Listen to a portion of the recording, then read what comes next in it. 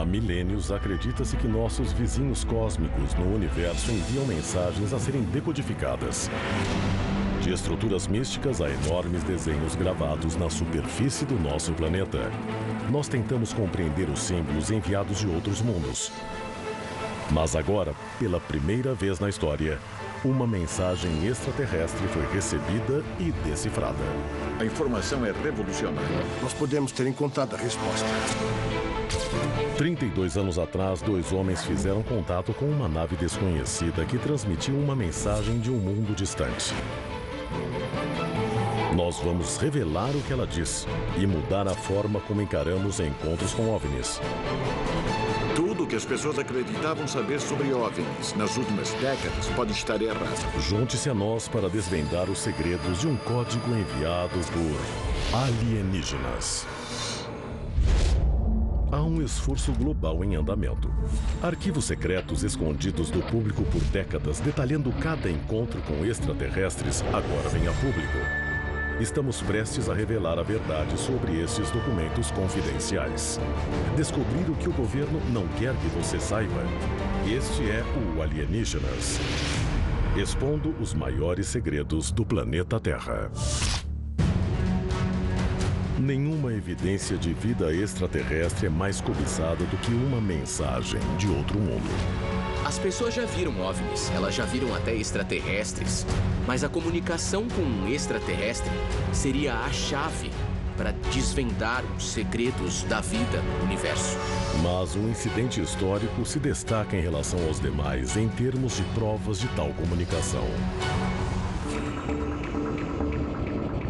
O ano é 1980. Em plena Guerra Fria, o mundo inteiro aguarda ansioso. A possibilidade de aniquilação nuclear criada por um conflito entre os Estados Unidos e a União Soviética chega ao auge.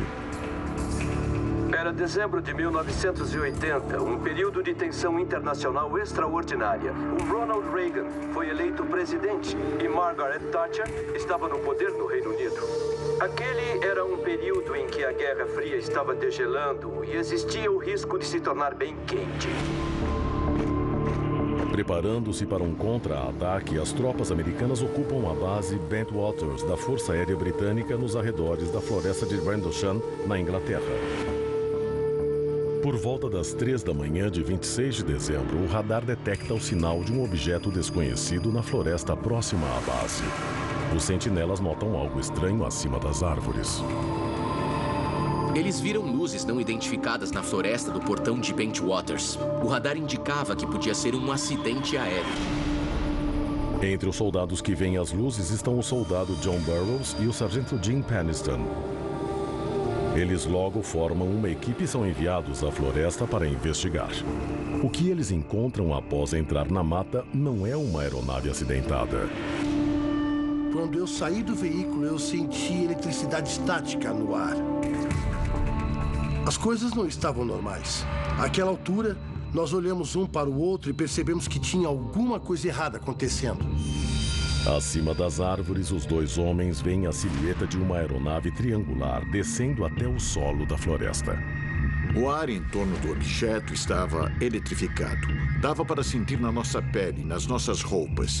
Naquele momento eu entendi que não era um acidente aéreo. Percebi que era um objeto voador não identificado. Imediatamente o sargento Penniston pega seu caderno para registrar os detalhes da nave. Seus rascunhos mostram um objeto com quase 3 metros de cada lado e quase 1,80 m de altura, com símbolos misteriosos gravados nas laterais. Uma das coisas que diferencia um incidente de Rendlesham de quase qualquer outro caso que envolva OVNIs é que não foram só luzes no céu. Foi um OVNI pousado. O John Burroughs e o Jim Penniston chegaram extremamente perto do objeto. Ele aterrissou em uma pequena clareira da floresta e o Jim Penniston alega ter chegado tão perto que foi capaz de esticar o braço e tocá-lo. Eu passei a minha mão sobre toda a fileira inferior de símbolos. E eu sentia passar do metal liso para uma textura de lixa ao tocar cada um deles.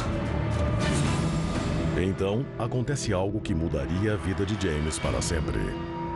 Entre os símbolos havia um maior do que os outros e eu decidi encostar nele. Quando toquei nele, houve uma explosão de luz branca. E eu não vi nada. Eu fiquei cego. Eu só via uns e zeros piscando na tela da minha mente. Os números ficam gravados em sua memória. Eles são parte de um código extraterrestre. Acho que eu estava apavorado. De alguma forma, eu consegui puxar a minha mão e aquilo parou. A nave começou a se mexer e sumiu num piscar de olhos. A seguir, os dois homens que avistaram a nave na floresta de Rendlesham revelam um segredo chocante sobre sua experiência naquela noite. E a busca pela verdade revela gravações reais de um dos contatos imediatos mais impressionantes de todos os tempos.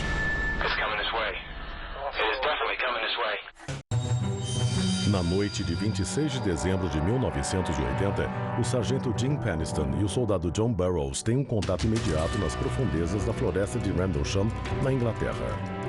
O encontro com uma nave extraterrestre deixa Penniston abalado, assim como a visão deixada por ela. Mas ao relatar sua experiência, ele tem uma grande surpresa. A lembrança de John Burroughs do evento é totalmente diferente.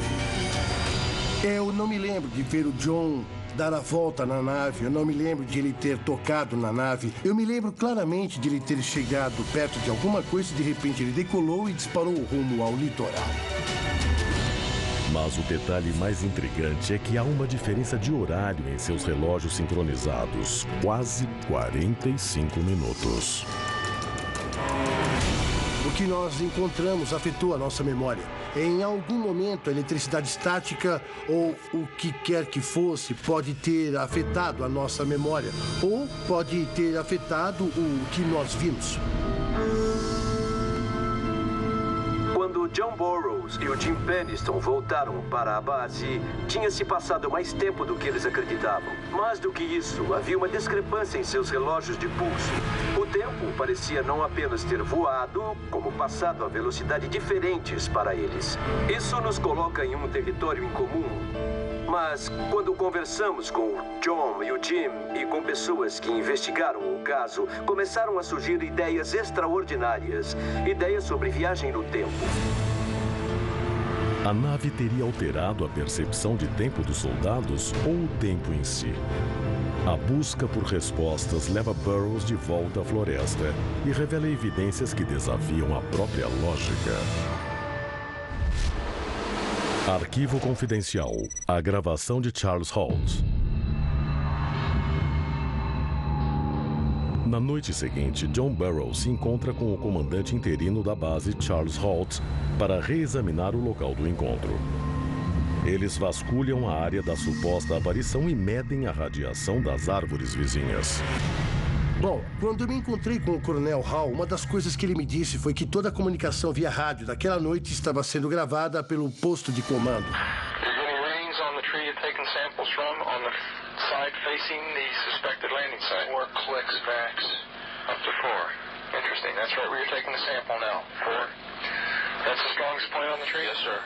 Em vez de só pulsar, detectando a radiação, a agulha pulou para o outro lado do medidor.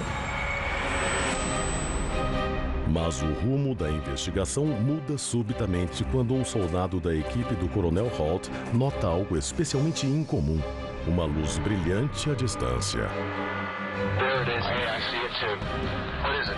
We don't know, sir. So can I get some more? Yeah, it's a strange, small red light. Looks to be maybe a quarter to half mile, maybe further out. I'm going to switch off it. The light is gone now. It was approximately 120 degrees from the site. Is it back again? Yes, sir. Não há dúvidas de que é genuíno e é extraordinário. Dá para ouvir a tensão e o medo na voz dos homens conforme o OVNI se aproxima. Uma hora dá para ouvir o OVNI chegando mais perto. I saw a yellow tinge in it too. Weird. It appears to be maybe moving a little bit this way. It's brighter than it has been. Yellow. It's coming this way. It is definitely coming this way. Pieces of it are shooting off. There is no doubt about it. This is weird. O objeto explodiu em uma luz branca e disparou rumo à costa. O coronel Holt ficou pensando a respeito e disse: foi uma comunicação? Foi um aviso? O que foi isso? Em 13 de janeiro de 1981, o coronel Holt escreve um memorando ao Ministério da Defesa do Reino Unido sobre o incidente. Ele confirma que o objeto encontrado por Peniston e Burroughs na noite anterior não foi fruto da imaginação deles, mas um fenômeno real também testemunhado por Holt e sua equipe. Duas evidências cruciais que comprovam o incidente de Rendlesham são o memorando do Holt e a gravação. Mas o que nós descobrimos anos depois foi uma evidência ainda mais importante: o código que o Peniston recebeu ao tocar a nave. Mas naquela época, ele manteve o código em segredo. Eu não conseguia dormir. Aqueles 1s e 0s ficavam piscando. E quando eu peguei de novo o caderno para olhar os símbolos que eu tinha desenhado, eu comecei a escrever. E depois de completar 16 páginas, eu me senti ótimo. Mas eu não contei para ninguém porque parecia loucura. Então eu fiquei quieto. Em outras palavras, quando ele tocou a nave, ele sentiu um choque e, de alguma forma, a informação foi transferida para ele. E ele se esqueceu, talvez tenha bloqueado a memória ou achado que não era importante. Veja, só mais de 30 anos depois, ele foi se dar conta de que tinha algo absolutamente vital em sua memória. A seguir, vamos revelar o significado por trás do código no caderno de Peniston e desvendar a identidade chocante dos seres que o enviaram para nós. O sargento da Força Aérea aposentado Jim Peniston guarda um segredo por anos. 16 páginas de 1s e 0s que ele recebeu em uma visão comunicadas por uma nave extraterrestre na floresta de Rendlesham. Por 30 anos, as páginas permanecem escondidas até um encontro casual com seu colega John Burroughs em 2010. Nós abrimos o caderno e ele chegou numa página cheia de 1s e 0s. Eu dei uma olhada e falei: isso é código binário. É um código importante porque é a base da comunicação digital. Em 1974, Carl Sagan e vários outros cientistas transmitiram uma mensagem na frequência de 2.380 MHz com uma potência de 1.000 kW em direção ao espaço.